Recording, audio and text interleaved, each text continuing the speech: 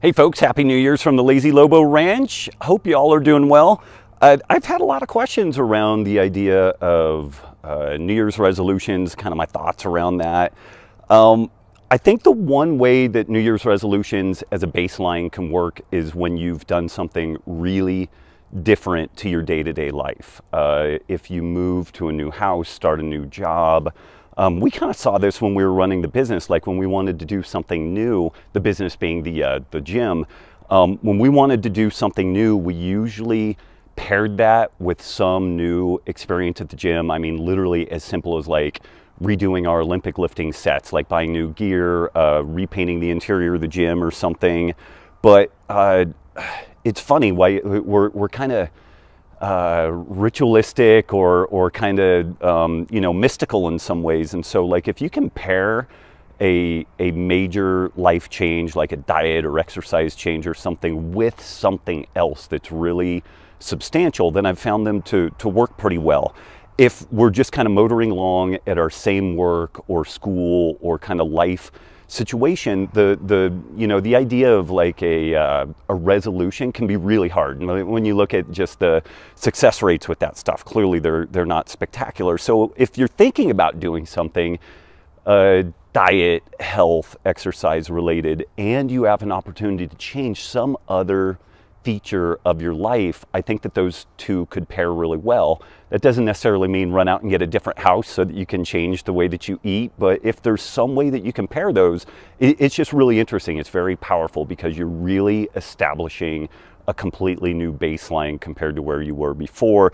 This is part of the reason why, although retreats I think are really cool, and I wouldn't mind doing some retreats in the future with folks, but it's totally different when you're outside of your day-to-day experience. And so people are able to get some success that they're not really able to do at home because you get back in the usual day-to-day and the usual patterns and whatnot. So again, not to belabor the point, but if you could pair that behavior change that you're wanting to do, whether it's diet, lifestyle, exercise, what have you, with some other kind of tangible change, like a change in location or even rearranging the house or something like that can really provide a powerful anchor.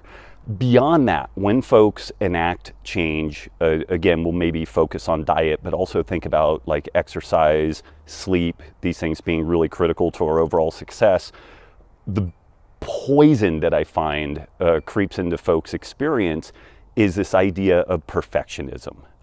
You're motoring along, whether you're eating keto or vegan or what have you, whatever it is, whatever the thing is that you're doing, people will set themselves up such that if they have one misstep, then they throw in the towel and they're done. So they may accrue weeks or months of success, and then they go out to eat and there aren't good options, or they're just whatever the thing is on the menu looks particularly good. And instead of just saying, okay, I'm going to consciously have this, and then I'm just getting back on track, people will throw in the towel and they're done. And so the one bit of advice that I would really try to share with folks is that you are one meal away from being back on track. And if you don't have that kind of mental framework established, it's going to be very, very hard to change. And you're really setting yourself up for failure. Perfectionism on this stuff, unless you have a super serious health concern, like some people who eat autoimmune, or like for myself, like there's just no wiggle room on the gluten scene. Like the results are just catastrophic. But beyond that, like I'm not perfect with keto or paleo or anything because I don't have to be. If we eat 3 meals a day, 7 days a week, that's 21 meals. In general, if you kind of have a little bit of latitude on a couple of meals beyond that, it's really no big deal. And again, this kind of applies to everything else that we're trying to change. Let's look at exercise and sleep being two really important additional factors. On the exercise front, let's say that you've committed to yourself that you're going to get to the gym X number of days a week.